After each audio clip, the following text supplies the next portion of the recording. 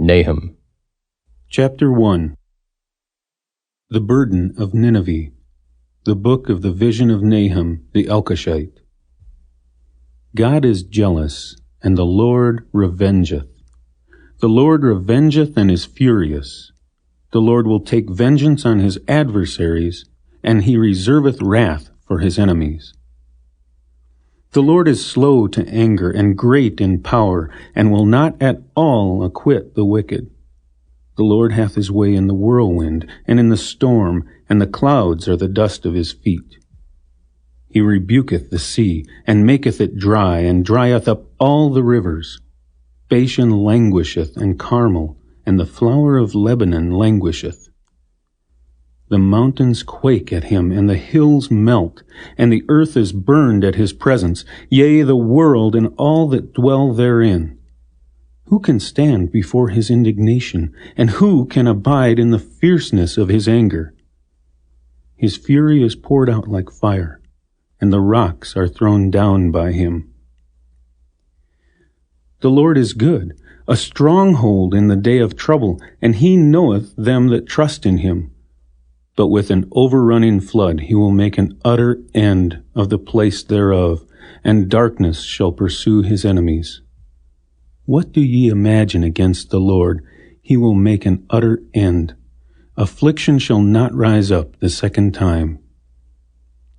For while they be folden together as thorns, and while they are drunken as drunkards, they shall be devoured as stubble fully dry.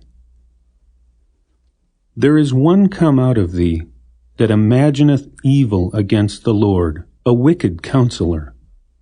Thus saith the Lord, though they be quiet, and likewise many, yet thus shall they be cut down when he shall pass through. Though I have afflicted thee, I will afflict thee no more. For now will I break his yoke from off thee, and will burst thy bonds in sunder. And the Lord hath given a commandment concerning thee, that no more of thy name be sown. Out of the house of thy gods will I cut off the graven image and the molten image. I will make thy grave, for thou art vile. Behold upon the mountains the feet of him that bringeth good tidings, that publisheth peace. O Judah, keep thy solemn feasts, perform thy vows. For the wicked shall no more pass through thee. He is utterly cut off. Chapter 2. He that dasheth in pieces is come up before thy face. Keep the munition, watch the way, make thy loins strong, fortify thy power mightily. For the Lord hath turned away the excellency of Jacob as the excellency of Israel, for the emptiers have emptied them out and marred their vine branches.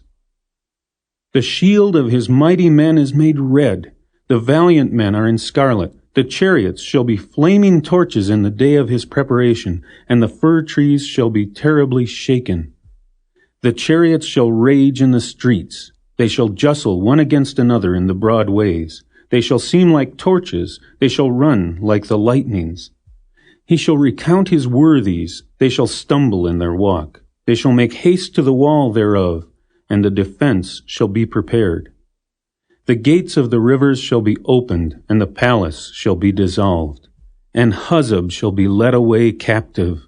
She shall be brought up, and her maids shall lead her, as with the voice of doves tabering upon their breasts. But Nineveh is of old like a pool of water, yet they shall flee away. Stand, stand, shall they cry, but none shall look back. Take ye the spoil of silver, take the spoil of gold, for there is none end of the store and glory out of all the pleasant furniture.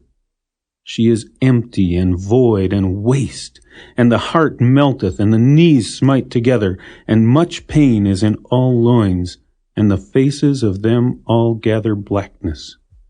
Where is the dwelling of the lions, and the feeding place of the young lions, where the lion, even the old lion, walked, and the lions whelp, and none made them afraid?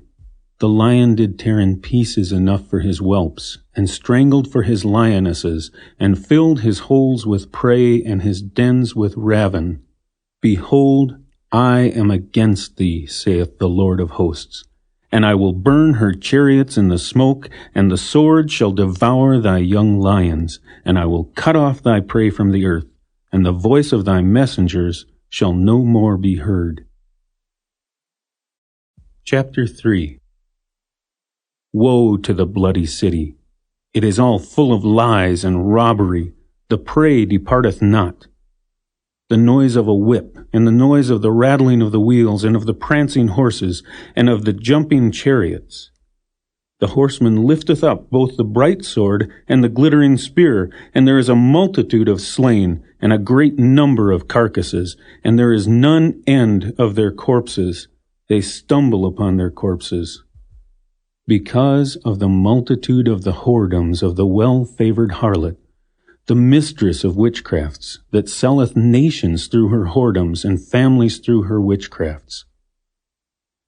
Behold, I am against thee, saith the Lord of hosts, and I will discover thy skirts upon thy face, and I will show the nations thy nakedness, and the kingdoms thy shame. And I will cast abominable filth upon thee, and make thee vile, and will set thee as a gazing stock.